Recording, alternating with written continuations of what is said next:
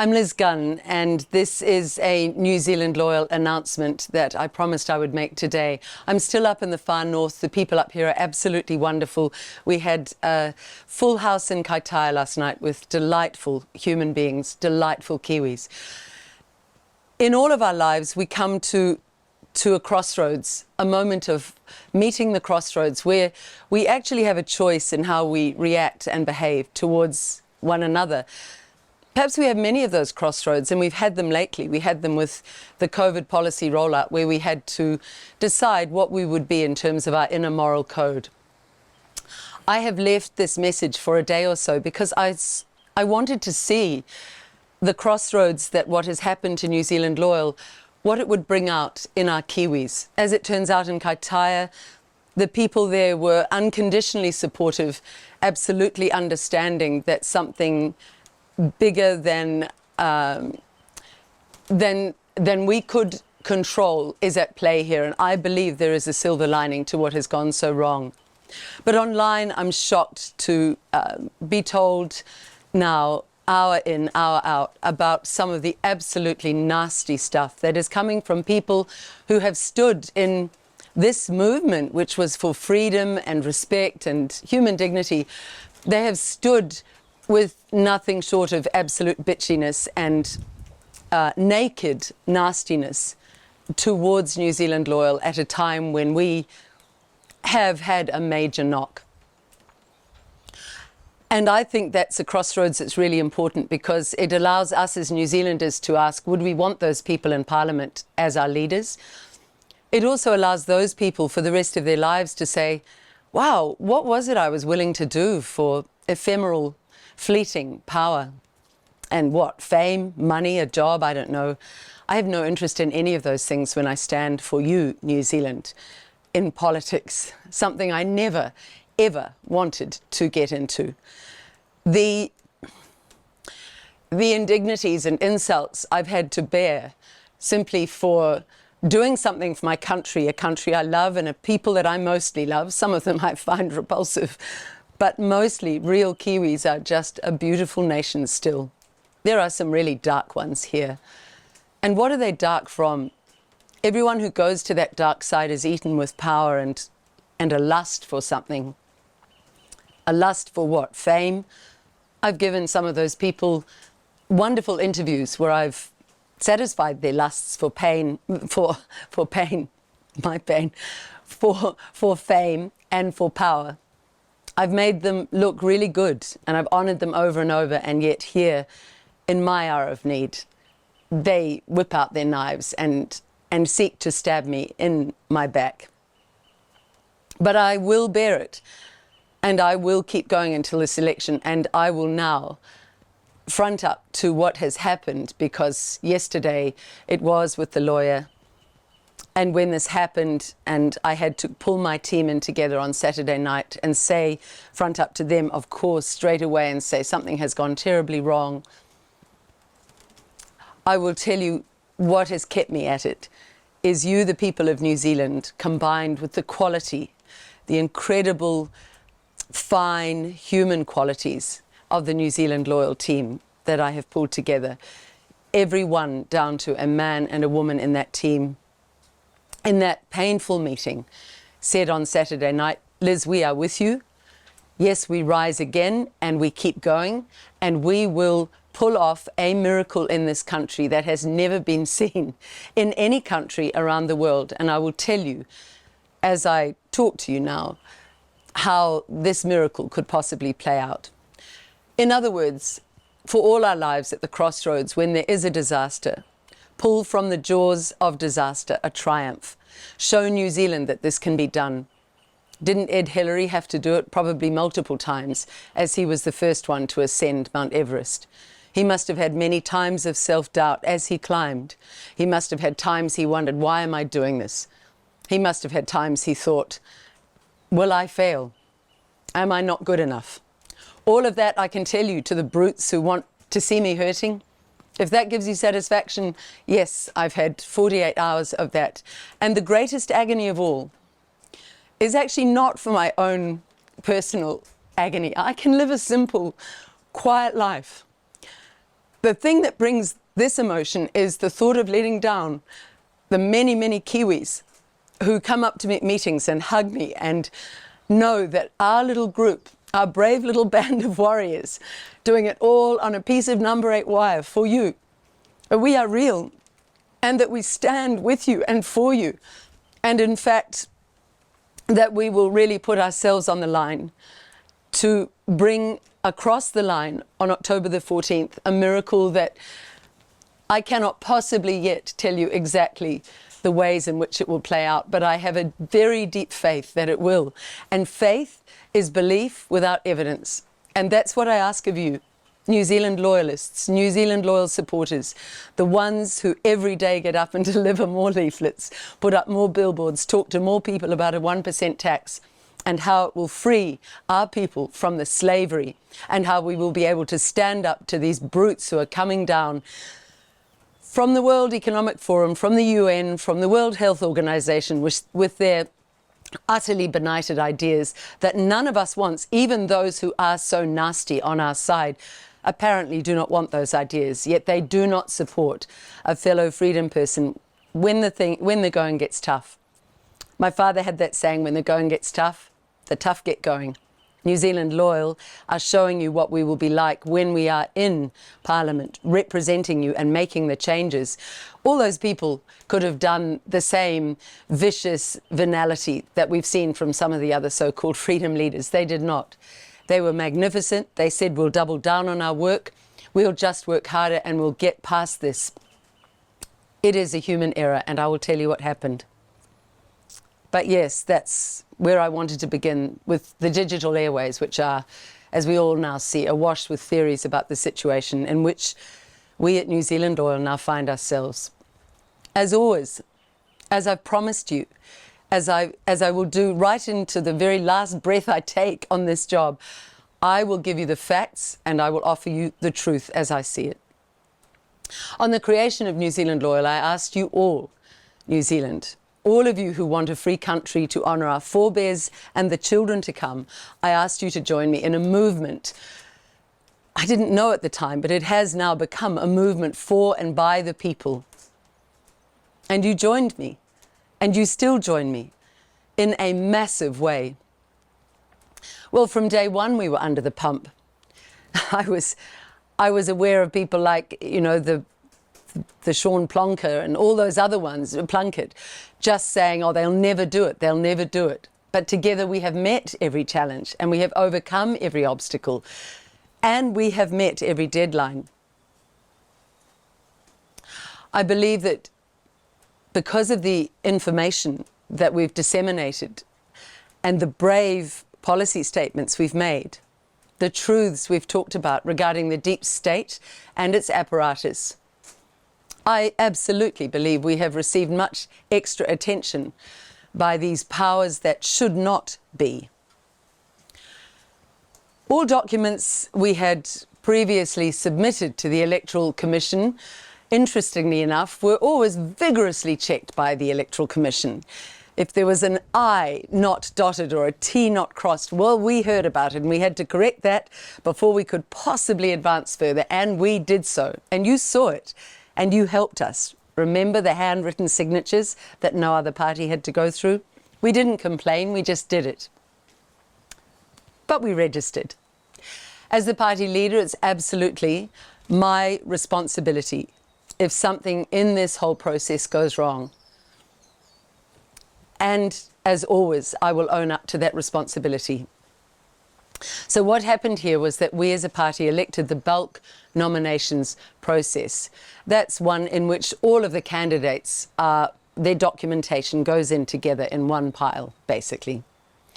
These required documents were submitted close to the cut-off deadline, admittedly, as were the supporting documents from the candidates demonstrating their preference to be both on the electorate and the party lists. So the individual nominations showed that. And then one of our team received contradictory advice from the Electoral Commission, which added very much to the confusion of that person who was working against the clock. I can't say much more about that without the evidence of those phone calls, and they need to be legally kept by the Electoral Commission. I would like to look at how that contradictory advice may have caused or contributed to a human error that was mistakenly made, obviously. Whether that could ever amount to sabotage, one would not know without the evidence. Something has gone wrong that, at the very least, I can say was not supportive at all from a body who are meant to support those who are applying to represent the people of New Zealand. I will leave that there.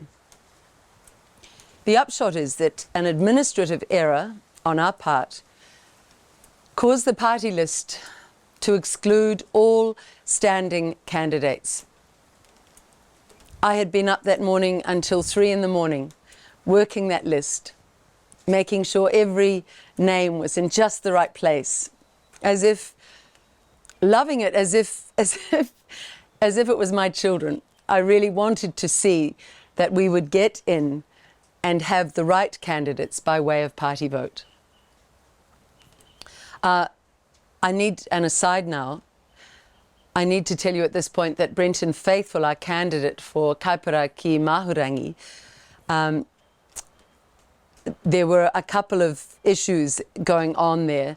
There was an issue of his document not being in time, which was put right. There's an issue of him having an eye operation, which was also something we had to deal with. But basically, the main issue with Brenton was because of the time constraints for the party to meet the deadline and the pressure we were under, we had difficulty locating another JP in the time we felt we needed to meet the deadlines. And Brenton ultimately committed a selfless act. Brenton Faithful withdrew as a candidate to sign the forms in his capacity as a justice of the peace for the party and the candidates. In his capacity as a justice of the peace, he is unable to sign for himself or for family members. Really, he single-handedly at that point saved NZLoyal from being unable to contest the general election. It was an act of a soldier in wartime, in a way throwing himself on his own sword. And for that, I am deeply grateful to you, Brenton, and you will forever be a personal and a professional friend of mine. He unfortunately, therefore, as with others, due to that administrative error, he too was omitted from the final list. He is and will always be a friend and an asset to NZLoyal. His attention to detail, his knowledge, his organisational skills, his integrity in standing up when there were only 3 funeral directors around the world speaking out on what they were seeing will remain in the hearts of New Zealanders long past this election and the winning back of our country. Thank you, Brenton. I personally am somewhat surprised by the Electoral Commission, considering their complete dedication to detail that we had seen earlier, and their dedication to ensuring that everything matched up, which we saw when we went to register the party. I am personally surprised they did not at any point let our party secretary know that the bulk nomination forms did not reflect the supporting documentation which we had put in of the individual nominees saying they wanted to be party and list candidates. No, the candidate forms, they had both those preferences checked. So I have to ask, how easy would it have been for the Electoral Commission to simply say, hey, is this right? It could have been corrected and we would have been in. It wasn't corrected. It was left for us to find out well after the hard deadline they hold. That sits there, and it could be something that is worthy of, again, some informed investigation after this election. However, at this point, it is absolutely right and proper that as leader of NZLoyal, I assume full responsibility. I wanted to save every cent I could of the monies we have coming in from the people of New Zealand for billboards, for leaflets, for backup for our team, to teams of people to get going around the country. I have been parsimonious in extremis, very, very tight with spending of money on the administrative team. And I cannot thank these small, loyal bands of brothers and sisters around the country. I've kept them very small to very trustworthy people as well. I cannot thank them enough for all the nights they've done till 3 and 4 and even one last week, 6:30 in the morning. I didn't want to have a huge administrative team because I wanted trustworthiness above all else. I put one of our team in a position where they were under too much pressure and they should have had somebody else watching over their shoulder and helping them. It is fully my responsibility. And for those of you who wish to sink the knives in further, I give you this part of my body. Sink them in here if you want. You cannot hurt me any more than you already have done. And as you continue to be as nasty as you have been, you reveal to all New Zealanders the quality of you as human beings. I personally would not want you as my leaders going forward. I want a new kind of New Zealand. I want a New Zealand with decent and ethical people. I want a New Zealand that we can be proud of and where those people in leadership show integrity. And there's one more thing. I have been so busy on so many fronts and so stretched, doing as much as I could in such a short time to pull off a miracle, that I think I overlooked the importance of having everything tied up well ahead of that deadline.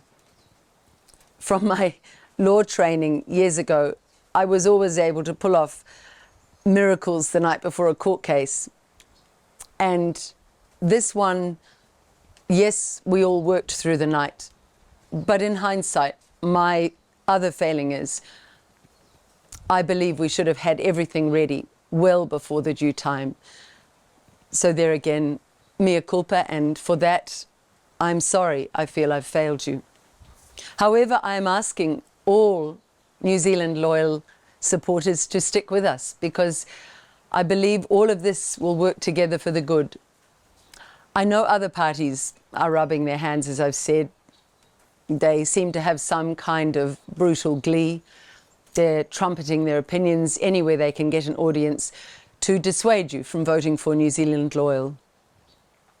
But I want you to know this, New Zealand. They are laughing at me, yes, but they are laughing at you.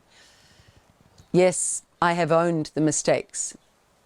But the way these miscreants take this gleeful pride in you being denied of full representation is to me a very ugly part of them, and I want you to think about that. These trolls have never actually achieved anything substantial in their own lives. But what do? They litter the pages of as many groups as they can, and they show us the darkness that is afoot in our country. They're angry because no one who is truly standing up for you and determined to decentralize everything back into your control will join their various umbrellas or parties. Why should you have your futures negotiated away through deals and accommodations or appeasement, or anything that can take us to that level of mediocrity that results in such brutal behavior right now? Why wouldn't you be entitled to your own party, and a party that is loyal to you and not to them? And I don't just mean the globalists. So I say this, right now, and in the last few days, I've had moments just lie down and be defeated. You've failed, you're a failure, Liz. But this part of me that won't sleep rose up every time. And it said, rise up and fight. Knock down 7 times, get up 8. What did our forebears have to do in the war, no matter how tough the day, how long the night, how brutal the injuries, how hard the experience they were going through in life? They used it to forge their character, to steel their spine, to find something in them yet again they did not know they had, as they built the characters of fine Kiwis. And we are of that stock. There is one thing you can know beyond all else. New Zealand Loyal will never, ever betray the trust of Kiwis. We will make mistakes. I'm human, and I'm doing this under a pressure I have never known, and yet every day something gets me up and finds the energy in me to serve this country and to give it all I've got. And ultimately, I see it in the people who are on, for example, the New Zealand Loyal Telegram page from Southland. It's a delight. I love looking at it every day. It just brings me such joy. It's full of real Kiwis serving their community, knowing to their core that this New Zealand Loyal is their party. It's our party, it's your party. It belongs to all of us. I'm not in it for anything other than to win our country back and to see the New Zealand people step back into the power and the integrity and the goodness that we used to have such pride in before all this bitchiness and this simpering venality was marked out as okay online. It's not okay, and it's certainly not what we want in leadership. No, our vision at New Zealand Loyal is very simple. You, the people, will be restored to the power you've actually always had. It was a ruse to take your power away. We just fell for a con. What we want to do, actually, is do away with the party system entirely. And instead of that, we would love direct representation with a right of recall so that it doesn't take years to get rid of someone who's not performing, who's just a nasty, cruel, unkind person who does not care about anything other than their own power and ego. No, those people need to go. And you should have a say in that. We want a future where you decide through binding people's referenda. We want a future where the rights and freedoms of each of us are respected, are enshrined in law, and that means a constitution that will hold those rights and freedoms inviolate. If you seriously want to know why they fear us and you, the people, and of course by extension New Zealand Loyal because we stand for you, then go to NZLoyal.org.nz and start watching the videos. Start with the New Zealand Loyal Policy Overview and then each subsequent video announcement, and you will see why the deep state and the other parties fear us all so much. They can say their mind-numbing generalized statements that mean very little. We are specific, we are brave, and we are telling you exactly what we will do when we get in to represent you. We want you all to get all your New Zealand Loyal electorate candidates over the line now in New Zealand. It was impossible when I started this party. People said you'll never get it registered, and yet we did it. So again, we need to get the candidates over the line. That is going to take an army of volunteers. It's going to take an army of Kiwis talking to everybody you know every day. 10, 20 people. Hey, would you like a 1% tax and nothing else? That's all the conversation is. Would you like a 1% tax instead of a 50% tax? Go to nzloyal.org.nz and have a look. And I tell you, this momentum will pick up again and race through to October the 14th, but it will be a miracle that everybody who is a naysayer will decry. You'll never do it. They've said it to me over and over. I can't do it without all of you helping now. This is a call to the New Zealand Army. This is your country. This is your party. This is your last chance to pull off a miracle. I believe miracles happen when we work as hard as each of us possibly can. Then the miracles just are abundant from the heavens. So please help. But there's one other thing. I want you all to give New Zealand Loyal your party vote. It was a stuff-up. It was a human error, actually. And for that, I really feel for the person who offered me the resignation, and I said I would never let you go. You are the most valuable person in the team, and I love and admire all you do, and you are allowed to be human.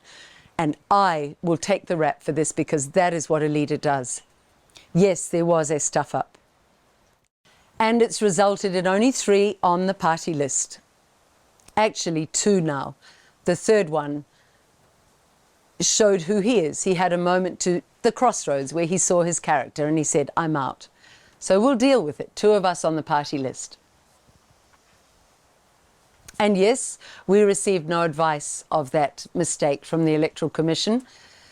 So here we are, New Zealand. What happens if we cannot fill these seats via the party list? If you give us a massive party vote and we only have 2 on the party list. Now this is where it gets really interesting, and this is where the silver lining started to appear yesterday in the middle of the horrors I was going through. Here's what happens according to the legal advice we have.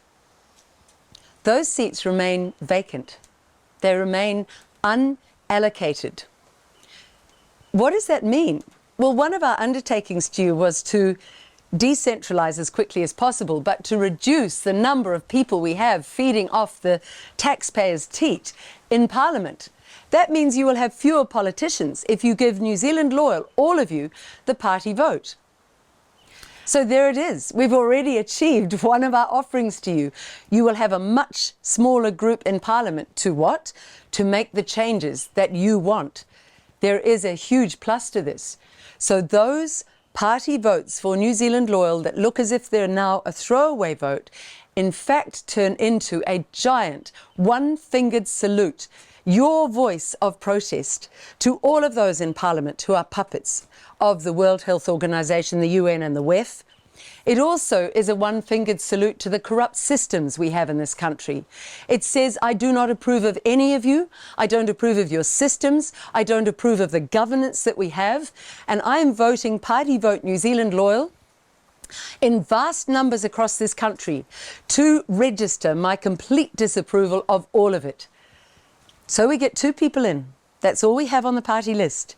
We have a massive empty seats, which means the taxpayer pays a lot less for these people who, up until now, look at the 120, sit silently. Most of us don't know their names, their backgrounds, what they've achieved in Parliament, if anything, and none of the 120 even talked to those people who went to the Freedom Village in Parliament and said, please listen to us. They're not worth paying. Let's have a smaller Parliament. That's the silver lining.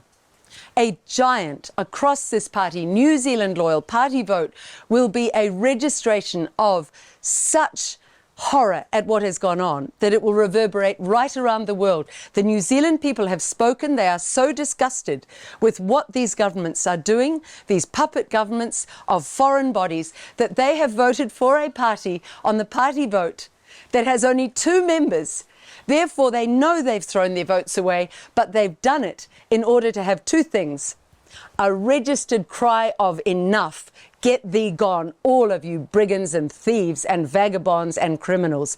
And secondly, we get a small Parliament this way. So there it is, New Zealand. Yes, I am bruised. I am bloodied. But by God, I am not beaten. I will never give up.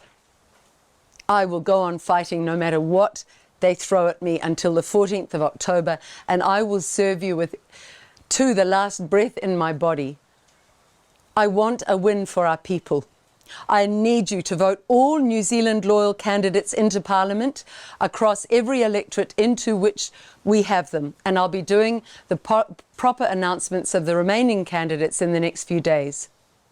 I want you to give NZLoyal a massive party vote. I want you to send a clear message to the state and its cronies and its globalist governance people overseas who are so smug that this little country can be theirs. I want you to send a message that you have had it with the political prostitution, the indentured servitude from tax, the treason from these puppet politicians, their lies, their deceptions, their patronising attitude, and you've had it with the global parasites, and they're not elites, who seek to control us all. I and we in NZLoyal will never give up on you, New Zealand. My last request today is, do not give up on us.